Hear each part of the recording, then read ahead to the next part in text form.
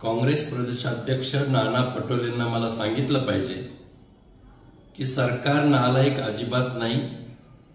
हे सरकार शेतकऱ्यांच्या प्रश्नावर, सामान्य जनतेच्या प्रश्नावर आणि विकासाच्या प्रश्नावर काम करतंय। नालायक आहे तर विरोधी पक्ष नालायकाच्या भूमिकेत काम करतोय। कधीच विरोधी पक्षाने आतापर्यंत विकासाच्या प्रश्नावर चर्चा केली नाही, शेतकऱ्याच्या प्रश्नावर चर्चा करत नाही। केवळ व्यक्तिद्वेषाचं राजकारण आणि विरोधाला विरोध म्हणून राजकारण करतोय। राहिला प्रश्न तुम्ही म्हणता की खंडणी वसुलीचा, मला पटोलेंना विचारायचं की तुम्ही विधानसभेचे सभापती असताना या राज्याचे गृहमंत्री 100 कोटीच्या खंडणी वसुलीमध्ये जेलमध्ये गेलेले। महाराष्ट्रातील जनता विसरलेली नाही आणि तो इतिहासही जमा नाही।